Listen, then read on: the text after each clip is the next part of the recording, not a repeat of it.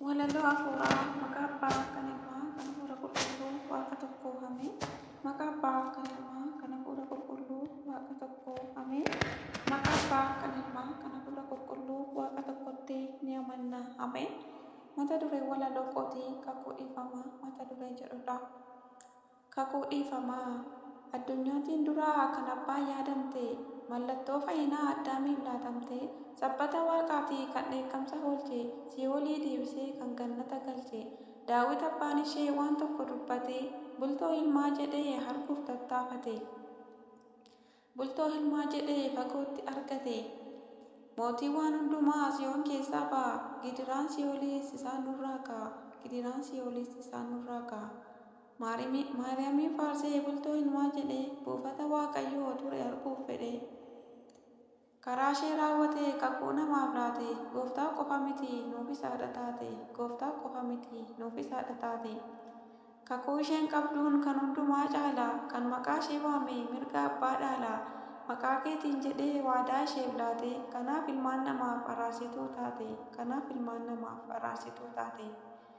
Durbi filatamtee kanaaf ilma deesse warqee haguuggattee mirgaan mashee teesse gaaddisa dhiifamaa kan ilmaan namaati warra amananiif kakuu dhiifamaati warra amananiif kakuu dhiifamaati.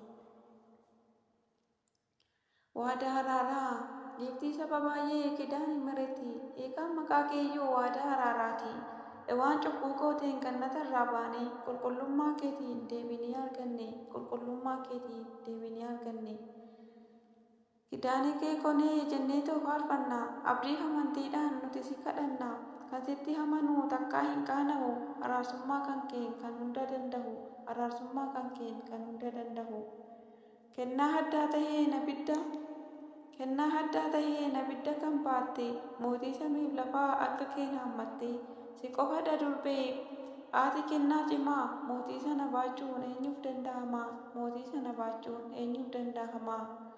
Ilmi ati deessee fayyina nuuf tahee hunduu lubbuun namaa si'ooliidhaa bahee nutis hinnoon ilmaan kee waadaa araaraati haadha saba baay'ee kidaan hin mareti haadha saba baay'ee kidaan hin mareti. Wantoota hedduudhaan baay'ee fakkeeffamte dubartoota hundarraa ulfina argatte gonfoo Solomoonii baganaa Daawitii ulee Aroonii fi taabota Uriitii. Tulluu Siinaa maseenqoo Eziraa gaarii hambaa Nikoof jiru kennaan biraa. Maariyaam qulqulleettii nuuf kadhadhu ati waa'ee cubbuu keenyaa heebbi. Maariyaam qulqulleettii eenyu kan akka keetii araarsummaa keetiin arganne gannatii araarsummaa keetiin arganne gannatii. Arras nuuf kadhadhu waa'ee cubbuu keenyaaf eebbisunni kan kee nuuf kenna jireenya nuti sitti boonyaa maariyaam jenna siin akka fayyinu abdii guddaa qabna siin akka fayyinu abdii guddaa qabna. Yaa haadha waaqayyoo ati nu yaadadhu nuti cubbamoota nu cina dhaabbadhu araarsummaa kan keen kan hunda danda'u galanni ulfinni maariyaam siif haa ta'u galanni ulfinni maariyaam siif haa ta'u. Ameen. Galanni waaqayyoof deessuu haadha isaaf ulfaata fannoo isaaf haa ta'u hanga bara baraatti ameen. Kadhannaan araarsummaa eegumsi haadha ifaadha waaqayyoo durboo maariyaamii hunduma keenyarraa dambanii waaqayyo gooftaa waadaadha sagalee nutti araaramuun fedhaaf jaalala waaqayyoof nuuf haa ta'u galanni waaqayyoof deessuu haadha isaaf ulfaata fannoo isaaf haa ta'u hanga bara baraatti ameen. Eebbifamaa.